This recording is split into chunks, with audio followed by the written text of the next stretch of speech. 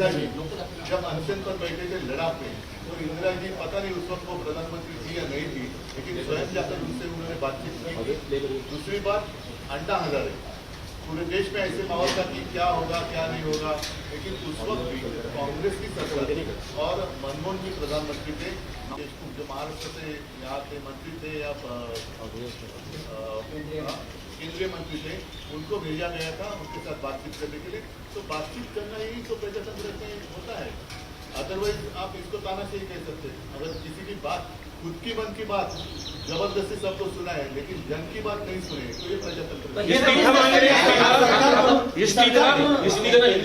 मांग रहे हैं सर, धर्मेंद्र प्रधान का इस्तीफा। राहुल गांधी को और बाकी लीडर्स को उसको लेकर क्या कहना है? इस्तीफा पहले आप हमारे आघाड़ी टीवी से बातों मत करो, आपस में एक मैं पूछा सर, जो जिस तरह से मैन हैंडल किया गया नेता विपक्ष राहुल गांधी को मल्लिकार्जुन खड़गे को, अरे सिर्फ उनको ही नहीं, कल मैंने देखा कि बहुत सारे लड़कियां, मतलब बच्ची है 9-10 साल की है, कुछ महिला है, इस तरीके से उनके साथ बर्ताव किया गया है। हिंदू संस्कृति का मैं नहीं मानता कि ये हिंदू संस्कृति में इसको मान्यता है कि महिलाओं के साथ ऐसा व्यवहार करो। तो फिर रावण और आप में फर्क क्या है? इस्तीफे को लेकर आप लोग भी बैठे हुए हैं।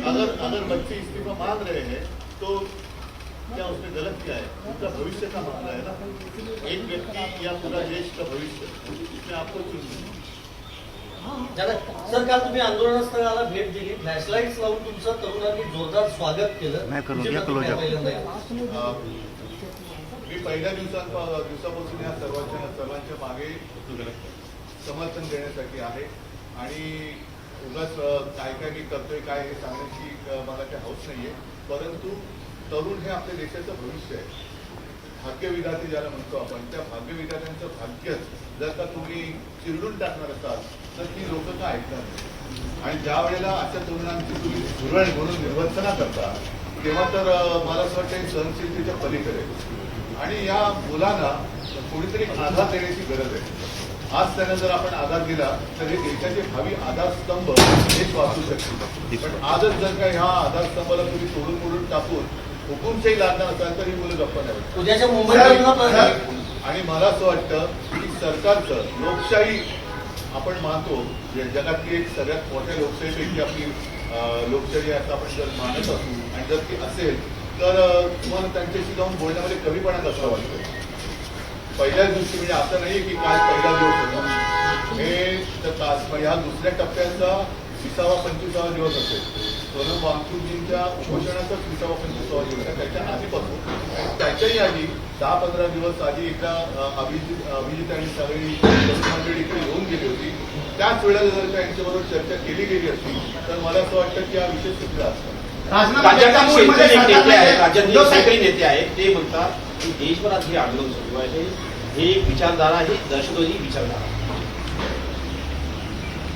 अशा लोकांच्या बोलण्याला किंमत देण्याची, शेतमालाला जरूर किंमत द्या, पण अशा नेत्यांच्या बोलण्याला किंमत नाही। फडणवीस असं म्हणतात की हे फेसलेस आंदोलन आहे, त्याच्यामुळे त्याचं नेतृत्व त्यांचा फेसलेस म्हणजे तो पुसून जरा तो लेस झाला असेल म्हणून तो तेव्हाड्यापुरतं आजच्या त्याला फेसलेस दिसला असेल, तो पुन्हा फेस आला असेल की अराजकता मागवण्याचा पण या मागे प्रयत्न केला जातोय, कारण असं वाटतं मला पण वाटायला लागलंय, कारण ज्या तऱ्हेने सत्ताधारी वागताय, सत्ताधाऱ्यांचा डाव देशात अराजक आणण्याचा आहे का?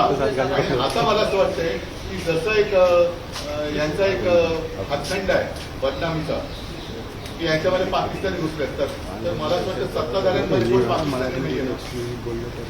सरकार राजीनामा घेण्याच्या मूडमध्ये नाहीये, सरकार जे आहे पंतप्रधान यांचा राजीनामा घेण्याच्या मूडमध्ये नाही। एवढं होता तुमचे सगळे खासदार पहिल्या दिवसापासून आंदोलनाला पाठिंबा दिलेला आहे, डेडलॉक कसं सुटलं? त्यांच्याशी चर्चा करा ना, तुम्ही चर्चा करा। जर मी माझ्या रविवारच्या मुंबईचं आंदोलन केलं होतं, त्याच्यात गोष्ट म्हणजे काय राजारांची गोष्ट नाही, घटना सांगितली होती। कालच्या मे महिन्यात RSS कडनं एक असं स्टेटमेंट केलं गेलं भुजबळांकडनं की पाकिस्तान बरोबर चर्चेचे दरवाजे खुले ठेवले पाहिजे।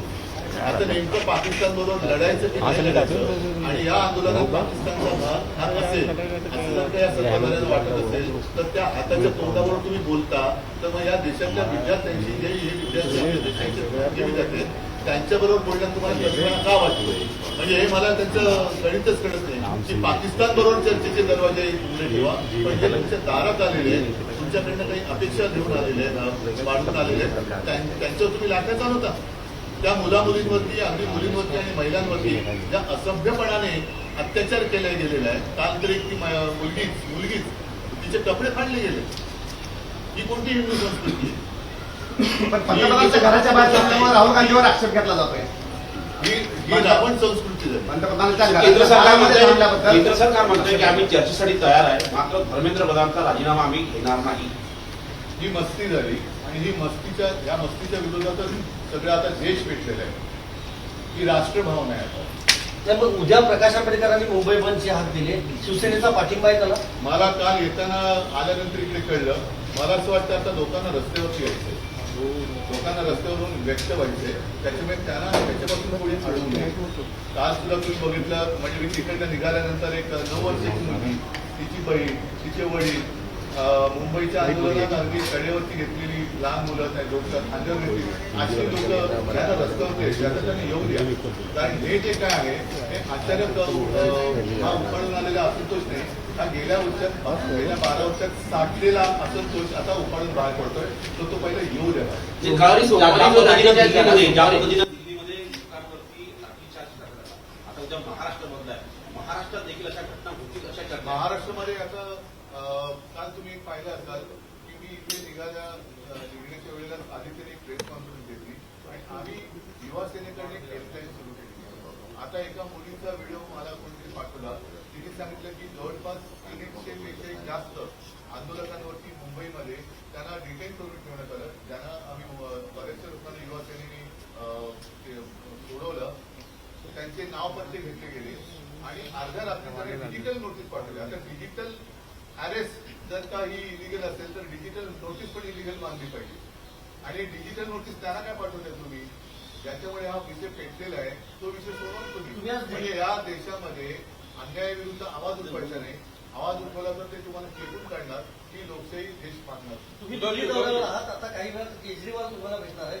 काल जेव्हा राहुल गांधींचं आंदोलन झालं त्यानंतर केजरीवालांनी आरोप केला की काँग्रेस हीच भाजपची बी टीम आहे, काँग्रेस जनता पार्टीचं आंदोलन दाबण्यासाठी काँग्रेसने आंदोलन केलं. बघू ना, मला काय बोलते ते कळू द्या.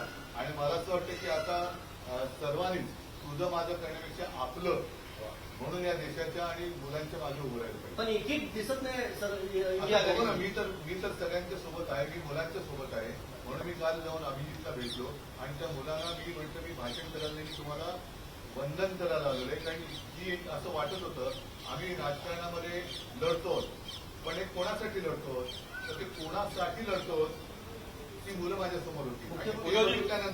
ते बघितल्यानंतर लक्षात येतं की आहे अजूनही आपल्या देशामध्ये तो एक मर्दपणा म्हणतो, अन्यायाविरुद्ध लढण्याची चीड म्हणतो, ती जिवंत आहे.